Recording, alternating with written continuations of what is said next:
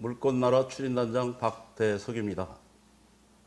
인구 26만 명의 이탈리아 베네치아는 2019년 기준으로 연간 약 3천만 명의 관광객이 방문합니다.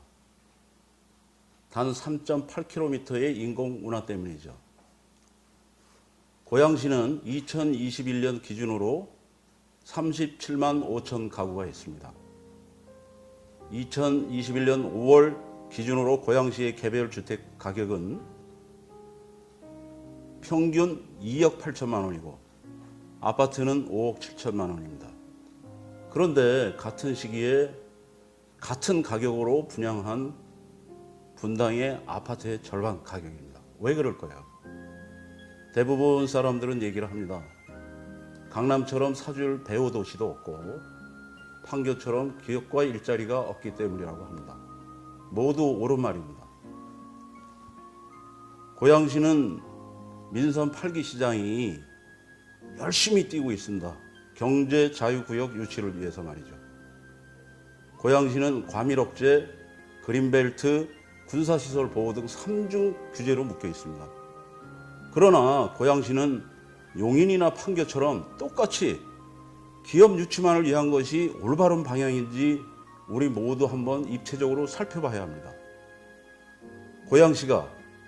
고양시만이 가지고 있고 활용할 자원이 무엇인지 살펴볼 때입니다.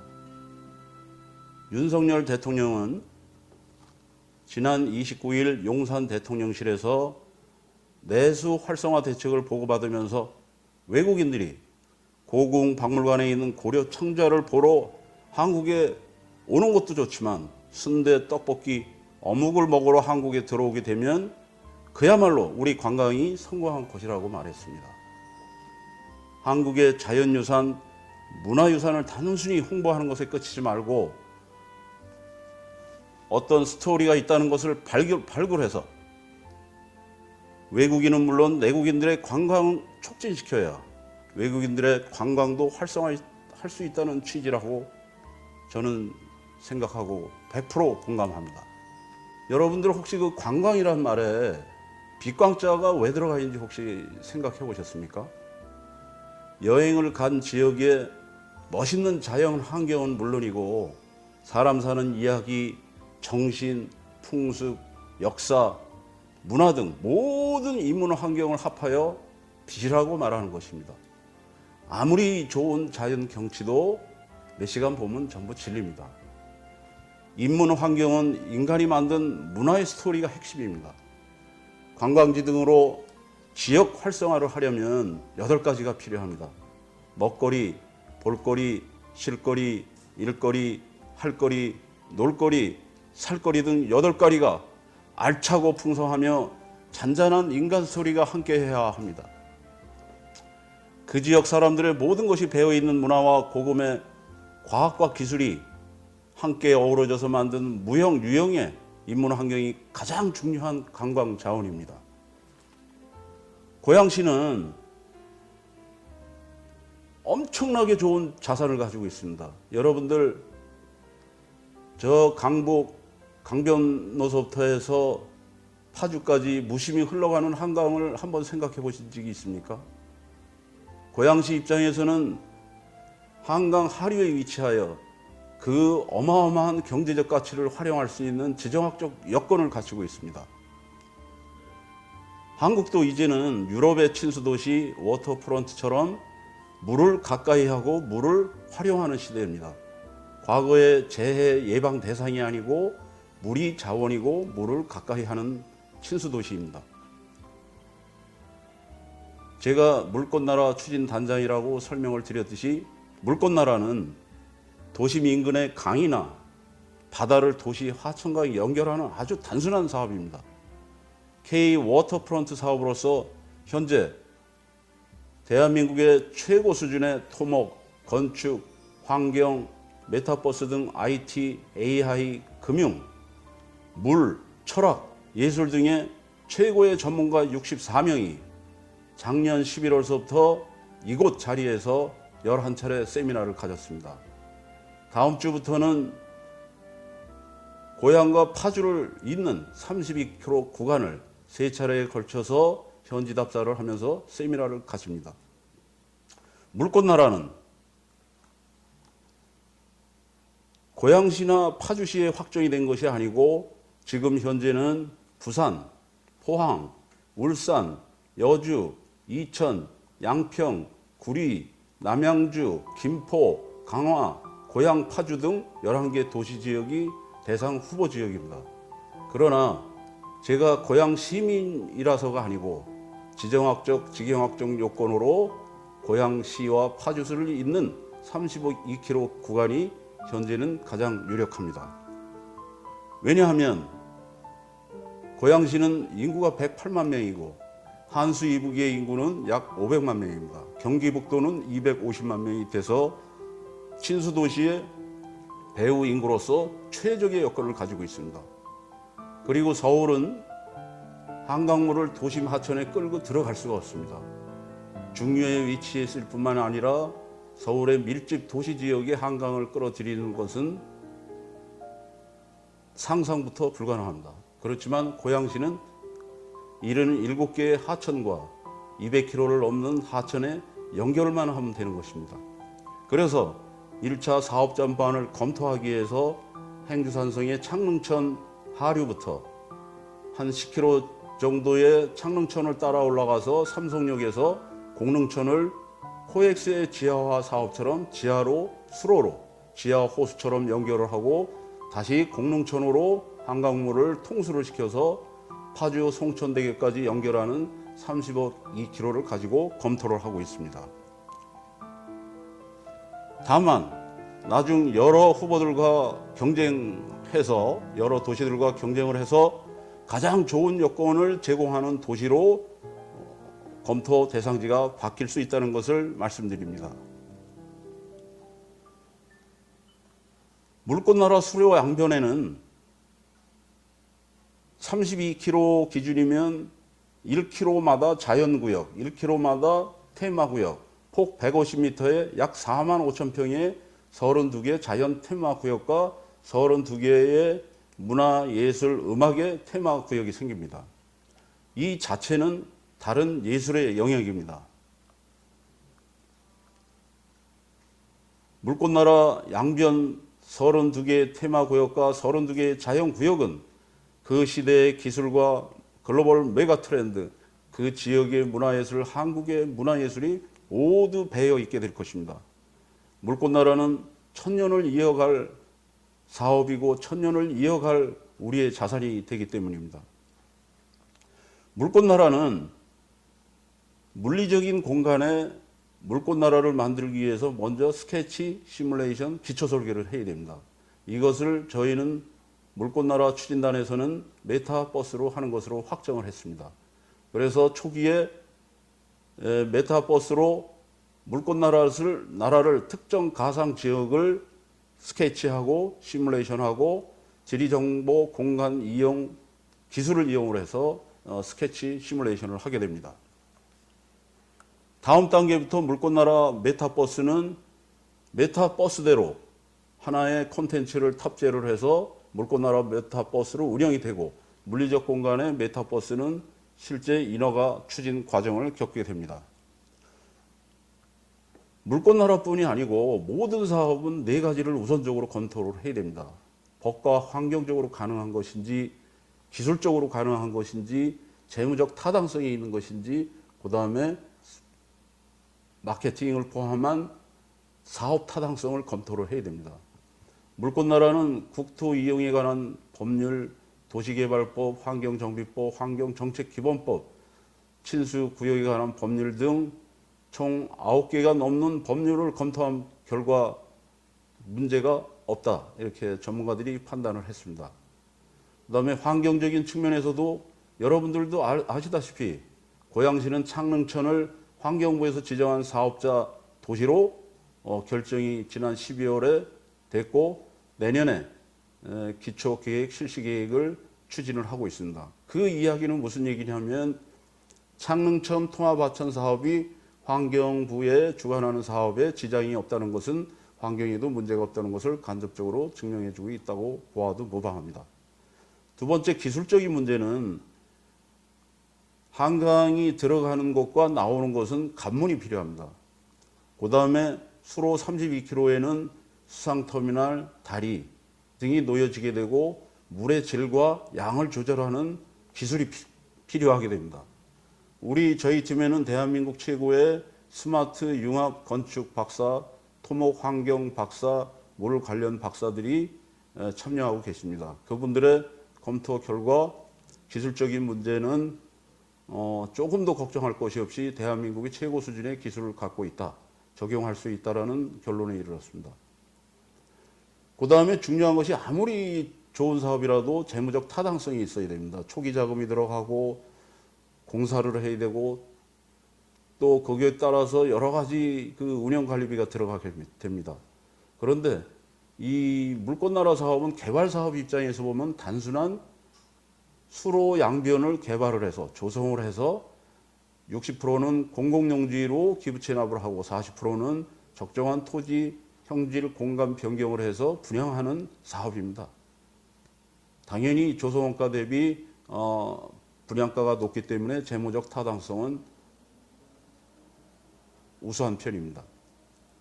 끝으로 아무리 좋은 친수 도시도 강원도에 만들면 아까 말씀드렸듯이 배후 인구나 여러 가지 교통 환경이나 공항이나 이런 것이 부족하게 되면 친수 도시로서의 그 사업 타당성은 떨어지게 됩니다.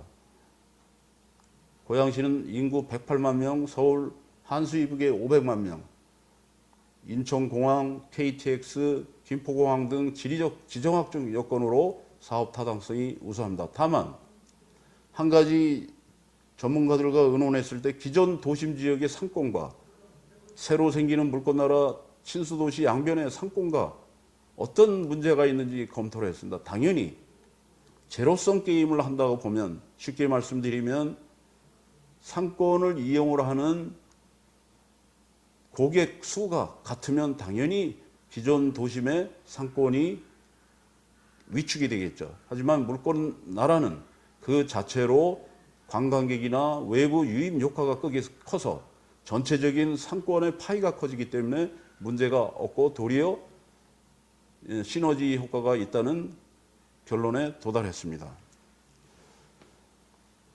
마지막으로 중요한 것은 아무리 중요한 사업도 투자금의 조달 문제입니다. 그런데 물꽃나라의 총 투자금은 토목건설비나 주변의 일부 용지를 보상하고 매수하는 그 돈이 투입이 될 때는 인허가가 어느 정도 가시화된 상태에서 은행, 증권, 펀드 등이 투자를 하게 됩니다.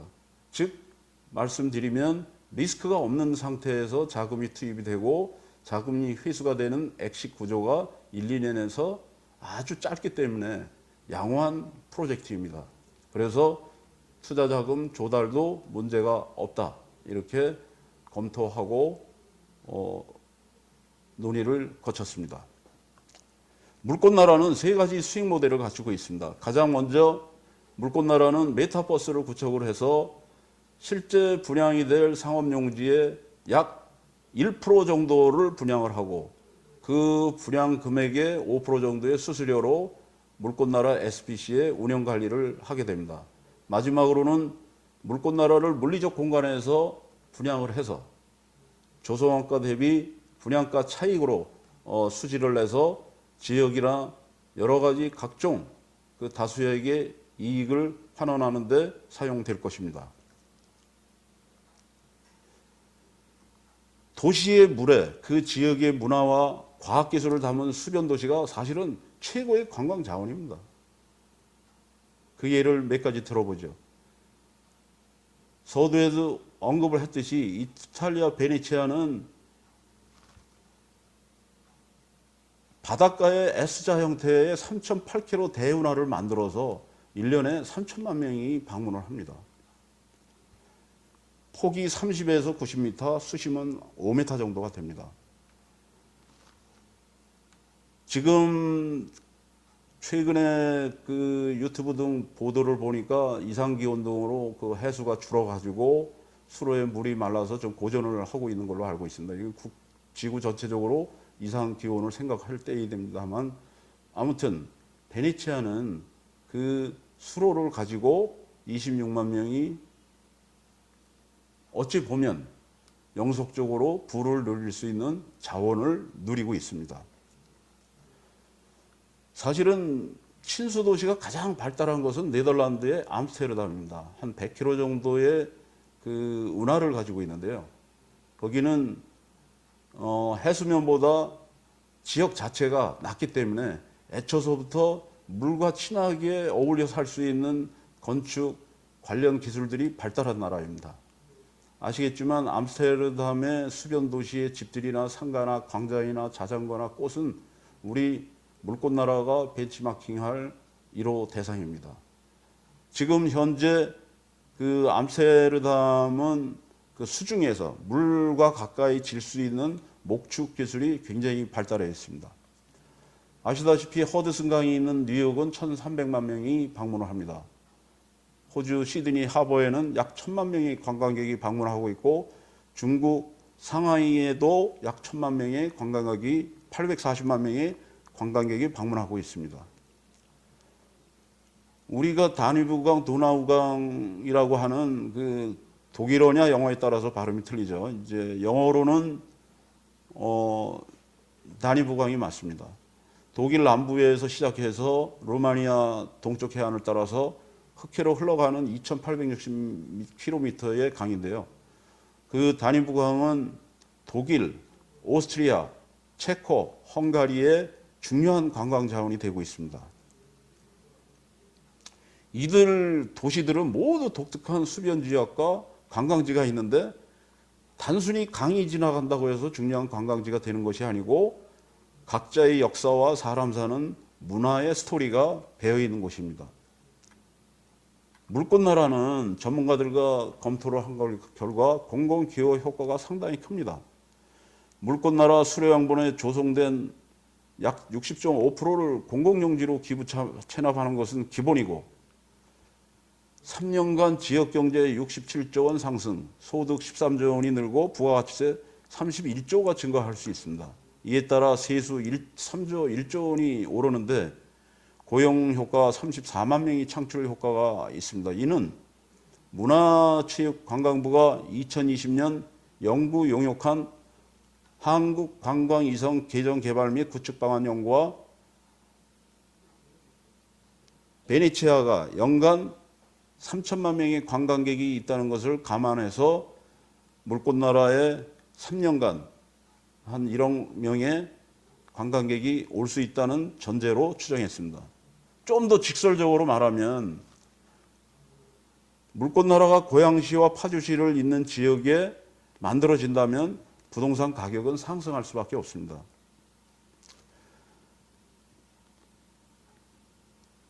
이태리 베니스는 여러 번 말씀드렸지만 연간 관광객이 3천만 명이 방문하는 통계 자료가 있는데 최근에 여러분들도 보도를 통해서 보셨지만 여의도 연중로는 1.6km 구간에 약 6일 동안 500만 명의 관광객이 모입니다.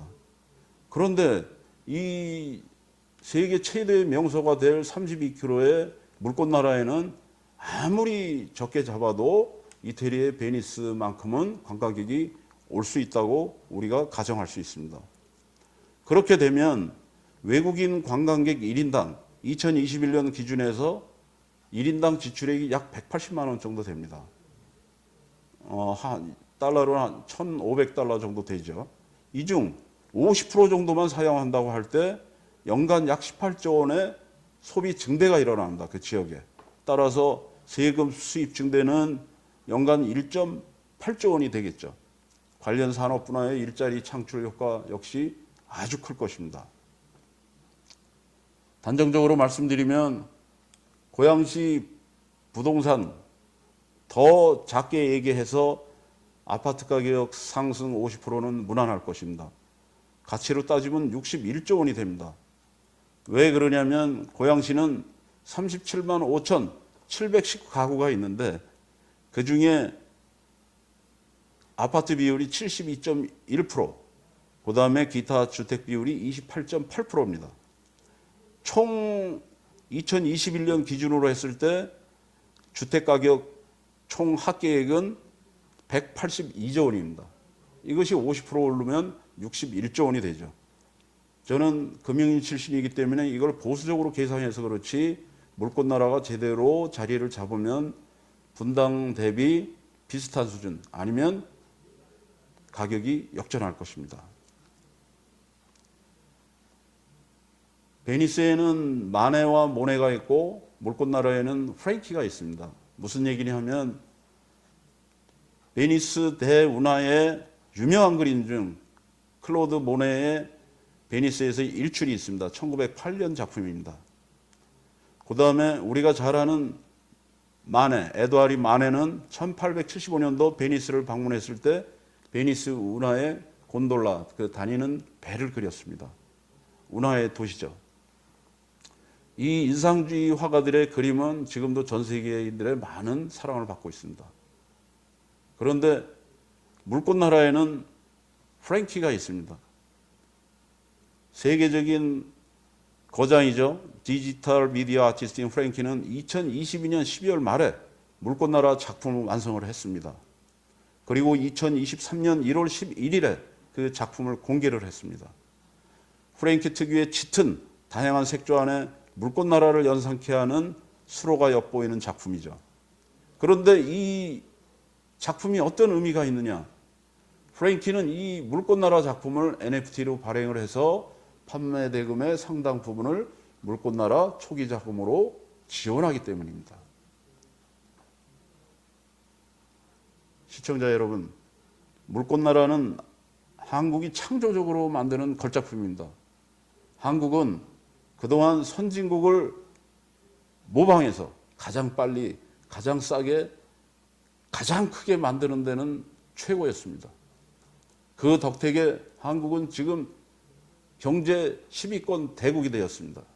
하지만 이제 한국은 더 이상 베낄 곳이 없습니다. 더욱이 4차 산업혁명 시대, 디지털 혁명 시대, GPT 등 초고대 AI가 세상을 바꾸는 대전환의 시대입니다. 거기에다가 미중 패권 전쟁, 우크라이나 전쟁, 고금리, 고환율, 고물가, 곧 고령화, 저출산, 저성장으로 세계의 경제는 자본주의가 위태로울 정도로 경기가 점점 나빠지고 있습니다. 한국은 불행하게도 스스로 먼저 만든 것은 금속 활자와 한글뿐이 없습니다.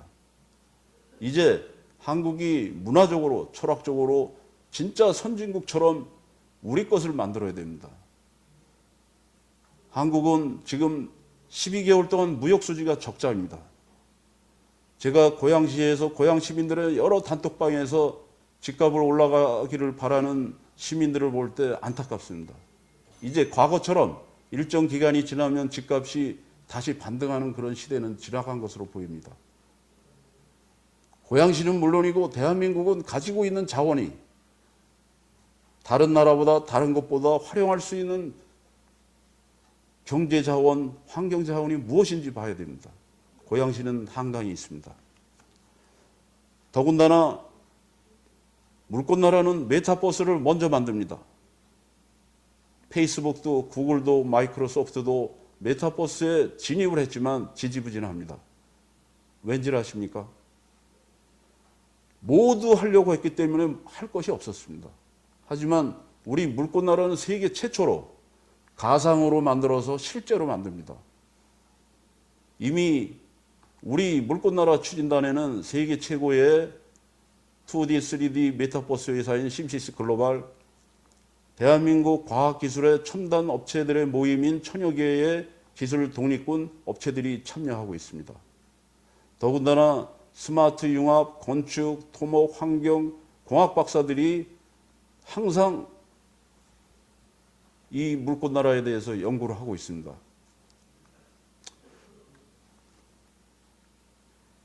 물꽃나라 사업, 누군가가 아니고 우리가 해야 될 사업입니다. 고양 시민은 물론이고 국민들이 이제는 부가가치가 높은 관광자원, 환경자원을 이용할 수 있는 물꽃나라에 관심을 가져주시고 적극 동참해 주시길 진심으로 바랍니다. 감사합니다.